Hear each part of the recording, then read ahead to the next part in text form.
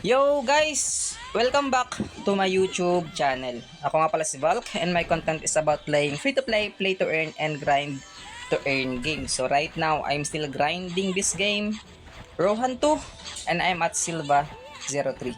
So in this video guys, usapang boss hunt muna tayo. Kasi nga, merong nag-ask na subscribers, sabi niya, meron bang way na makap-TP agad sa boss kapag nagbo-boss hunt? Kahit na free to play. So, actually guys, meron talaga tatlong way na makapunta sagad sa boss. Una dyan is yung normal na pupunta ka sa pupunta ka sa boss area. So, here right now, dito ako ngayon sa Villa Maria, dito sa Altamir, kung saan yung pwesto ng boss. So, let's go. Let's start. So, una dyan guys, yung pinakamadali. Gawin natin agad. So, una dyan guys, para makapunta kayo agad sa boss, di nyo na kailangan magpindot ng mapa, punta kayo sa sa area, then TP kayo sa sa ganyan. Gawin nyo guys is, 'di ba mayroong request dito? Accept nyo you guys kung anong monster yung na masyadong malapit sa boss. Example dito, diba? Ito sa Villa Maria, Corrupted Spirit. So, punta kayo sa Villa Maria request and then accept nyo yung my Corrupted Spirit dito. Corrupted Spirit, yan. Accept. So, halimbawa, yan, galing ako sa sa Elizabeth. So, pag-click, wait lang. Siyempre, wag kang attack. So, pag TP yun sa Corrupted Spirit, wait lang. Masyadong epag ng mga monster. So, pag TP nyo sa Corrupted Spirit, guys, pupunta kayo agad dito sa area kung saan yung boss. So, di ba, auto TP? So, halimbawa, pero gawin nyo to guys before mag-start yung boss hunt, diba? So, reserve nyo na. So, ibig sabihin yan guys, mag-reserve kayo ng ilan ba? 5 or 10? Basta wag muna kayo mag-request before yung boss hunt. After na ng boss hunt. So, next, pagkatapos dito sa sa Altamir, lipat kayo ng ano ba next? Ng mapa. Dito sa Avery. So sa Avery, tingnan nyo kung anong boss yung nakalagay dito sa sa malapit sa boss. So I think yan, Orc Sentry. Yan, Orc Sentry.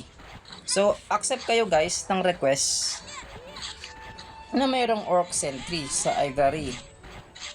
So Ivory, Orc Sentry. Meron dyan, makikita dyan guys. Yan, Orc Sentry, defeat Orc Sentry. So ibig sabihin yan guys, nabawa, tapos na kayo dito. Tapos na kayo dito sa sa Altamir. So, syempre, wag kayong tumira para maka-TP. So, TP kayo agad dito sa request. So, ibig sabihin niya guys, di nyo na kailangan mag-TP doon sa safe zone para maglakad pa papunta doon sa sa kung saan yung area ng boss. So, automatic TP na yan kung nasaan yung boss banda. So, wait nyo lang.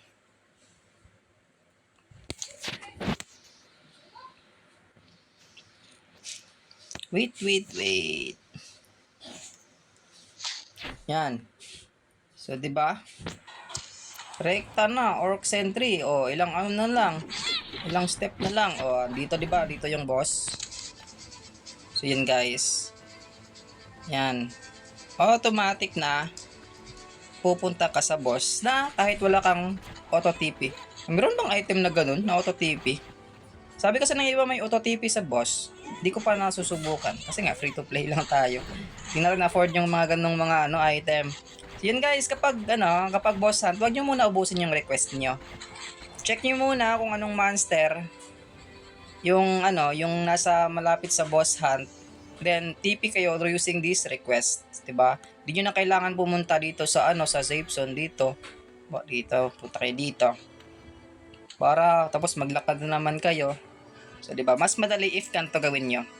So, this tips is para sa mga kahit di free to play, kahit sa mga kuya.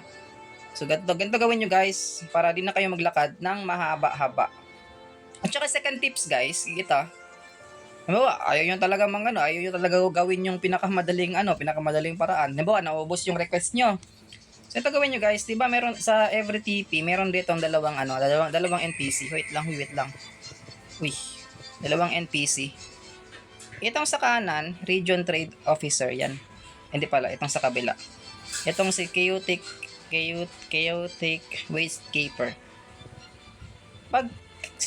Kapag kinausap niyo yan guys, sabi niya, the selected bindstone will be saved as movement, waypoint, and revival point. So, ibig sabihin guys, pag kinonfirm nyo yan, pero isang beses lang to guys, sa isang area.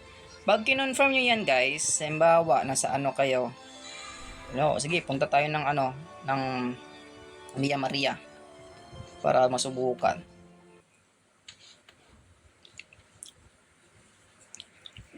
Pero talaga, highly suggested talaga guys, accept kayo ng request, para automatic, di na kayo maglakad.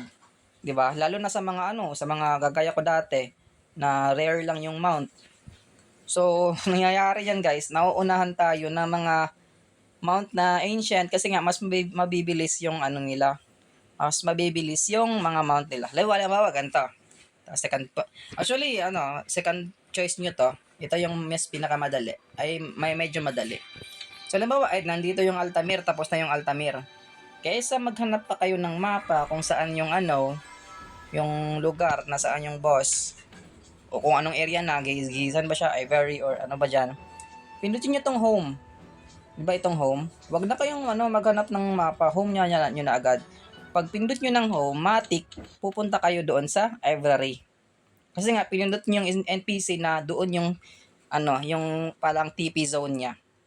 So, di siya pupunta sa town. Pupunta siya doon sa Ivory. Ivory. Basta ganun. Wait. At eto na siya yan. So, lalakarin nyo na lang. Yan, lalakarin nyo na lang. So, punta kayo dito sa boss area. So, yan guys. So, next time, huwag na kayong maglakad maglakad pa or maghanap pa ng area. So, check nyo lang yung monster kung saan nakapalibot yung boss, and then, pinakamalapit ka na saan yung boss, and then, TP lang kayo using the request. So, gawin nyo yan. After dyan is, diba, after sa Ivory is, Field Dungeon, ito Spiritual Heaven. So, hanapin nyo yung monster na masyadong malapit sa boss, and then, TP na lang kayo. So, para to sa mga guys, hindi lang para sa mga free to play, kundi para sa mga spender na wala nga naman meron namang mas madali na paraan na makapunta sa boss. And then gusto mong mag-ranking, makarank. Kasi nga, sino mas mauna makatira, mas malaki yung chance na siya yung matatap. Diba? Laking bagay pa naman mas makasali sa top 50. Laking crowns din yan. So, yun lang guys for this video. Hopefully nakatulong. And thank you guys. Pa-subscribe naman po sa mga bago dito. Thank you guys and out.